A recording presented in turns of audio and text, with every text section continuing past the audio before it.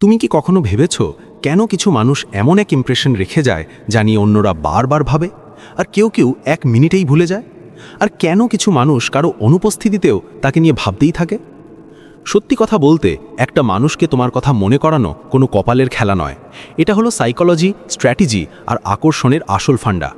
অনেক মানুষ ভাবে সামনের মানুষটাকে মিস করানোর জন্য শুধু ইগনোর করলেই বা গেম খেললেই হবে, কিন্তু এটা একদমই ভুল। তুমি যদি সত্যিই চাও যে সেই মানুষটা তোমার উপস্থিতির জন্য তৃষ্ণার্ত হোক, তাহলে তোমাকে তার ইমোশন ছুঁতে হবে এমনভাবে যাতে সে তোমার কথা না ভেবে থাকতে না পারে।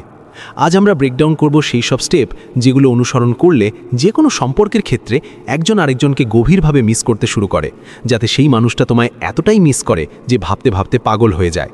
তুমি যেই পরিস্থিতিতেই থাকো, নতুন কোনো সম্পর্ক, লং ডিস্ট্যান্স বা পুরনো সম্পর্ক ফিরিয়ে আনার চেষ্টা করো, এই স্ট্র্যাটেজিগুলো কাজ করবে।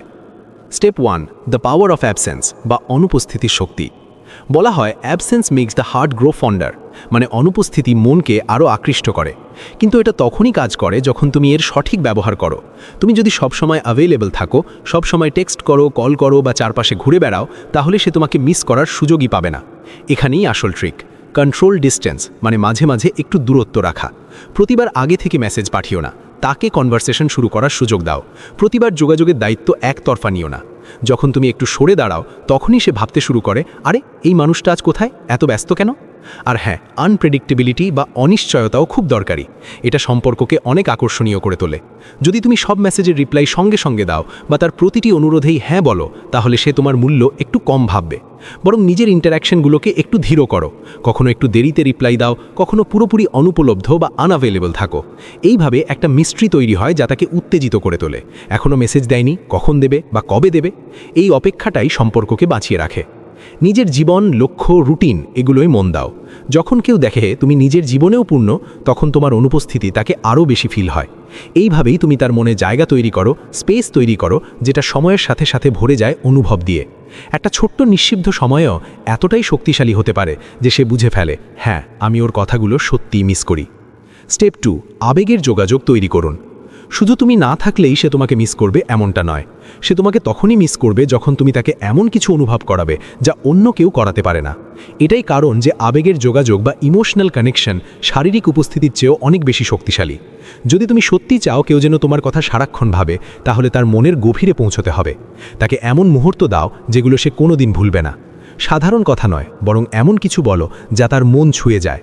তার স্বপ্ন নিয়ে কথা বলো, ভয়, ভালোবাসা, প্যাশন নিয়ে জানতে চাও। যখন কেউ বুঝতে পারে এই মানুষটা আমাকে সত্যি বুঝতে চায়, তখনই তৈরি হয় একটা অদৃশ্য অথচ গভীর বাঁধন। একসাথে কাটানো স্পেশাল মুহূর্তগুলোই আসল ম্যাজিক। হঠাৎ একদিন বেরিয়ে পড়া, রাত জাগা গল্প কিংবা এমন কোনো মজার জোক যেটা শুধু তোমরা দুজন বোঝো, এগুলো তার মনে গেঁথে যায়। তুমি না থাকলেও সে ওই মুহূর্তগুলোকে মিস করে, মানে তোমাকে মিস করে। তাকে এমন একটা জায়গা দাও যেখানে সে নিজের মতো করে কথা বলতে পারে, বিনা ভয়ে, বিনা জাজমেন্টে।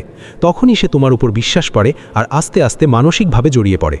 যদি তুমি তাকে মন থেকে হাসাতে পারো, তার সঙ্গে খুশির সময় কাটাতে পারো, তাহলে সে শুধু তোমায় নয়, তোমার সঙ্গে কাটানো ভালো লাগাগুলোকেও মিস করতে থাকে। Step 3, push and pool effect বা টানো আর ছাড়ো কৌশল। এই খেলা হলো সাইকোলজি এক অসাধারণ টুল যা আকর্ষণকে আসক্তিতে পরিণত করে। এই টান ছাড় কৌশল খুবই কাজের। একবার তুমি তার দিকে পুরো মনোযোগ দিলে, আবার হঠাৎ একটু দূরে সরে গেলে, ওর মনে প্রশ্ন জাগে, আচ্ছা এখন সে কোথায় গেল? মানুষ প্রাকৃতিকভাবেই এমন মানুষের প্রতি আকৃষ্ট হয় যারা কখনো সম্পূর্ণ মনোযোগ দেয়, আবার কখনো একটু পিছিয়ে যায়, ঠিক এতটাই যাতে অপরপক্ষ ভাবে এখন সে কোথায় গেল। এটা কোনো ম্যানিপুলেশন নয়, বরং ব্যালেন্সের খেলা। একদিন তাকে স্পেশাল ফিল করাও, প্রশংসা করো, আর পরের দিন একটু নিজের মধ্যে ব্যস্ত থাকো। এই বৈচিত্র্যই তোমার বরুত্ব বাড়িয়ে দেয়।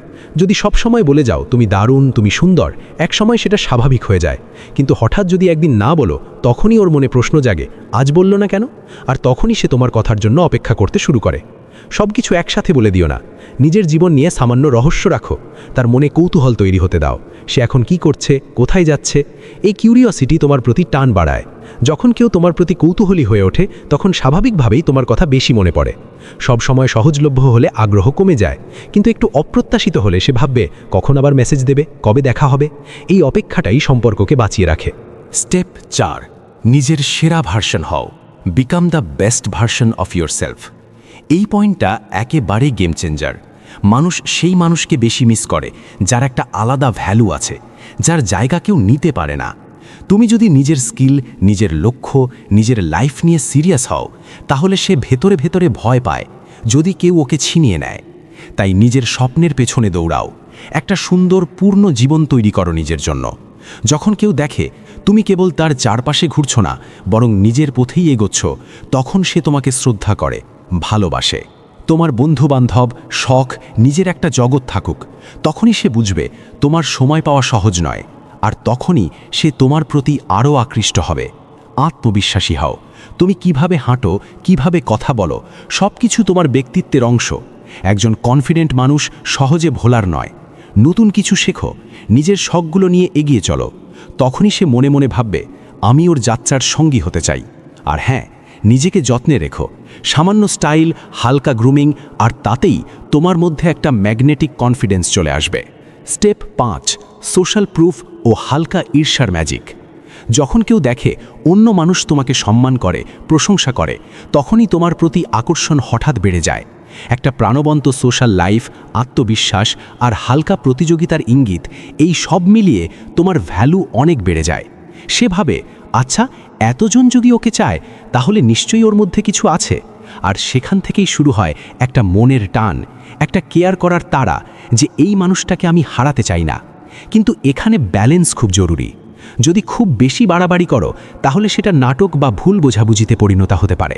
আর যদি ঠিকভাবে করো, তাহলে সে আরও বেশি আবেগ দিয়ে তোমায় আঁকড়ে ধরবে।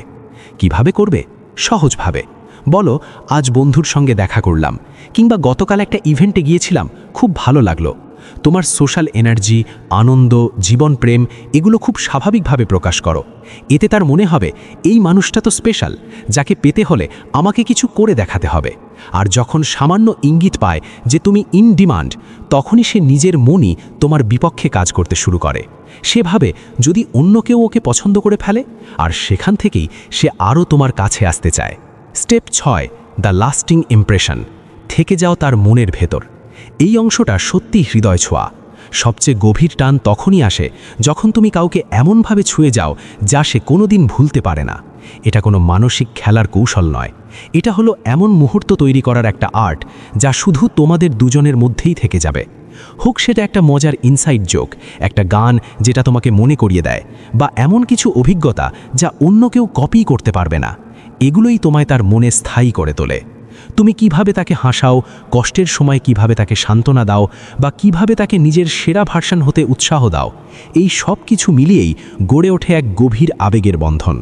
যখন সেই সংযোগ সত্যি সামঞ্জস্যপূর্ণ হয়, তখন সে শুধু তোমায় মিস করে না, সে তোমার জন্য তৃষ্ণার্ত হয়ে ওঠে।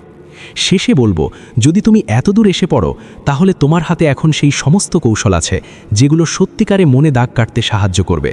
কিন্তু মনে রেখো, এটা কোনো ম্যানিপুলেশন নয়, এটা হলো কিভাবে একটা বাস্তব, গভীর, স্মরণীয় সম্পর্ক তৈরি করা যায় তার গাইড। কমেন্টে তোমার অভিজ্ঞতা শেয়ার করো, হতে পারে তোমার গল্প অন্য কাউকে হেল্প করবে। ভিডিওটা ভালো লাগলে চ্যানেলকে ভুলো না, কারণ এরকম আরও শক্তিশালী রিলেশনশিপ টিপস নিয়ে আবার ফিরে আসব। ধন্যবাদ দেখার জন্য। দেখা হবে পরের ভিডিওতে। ততক্ষণ নিজের যত্ন নিও, ভালো থেকো।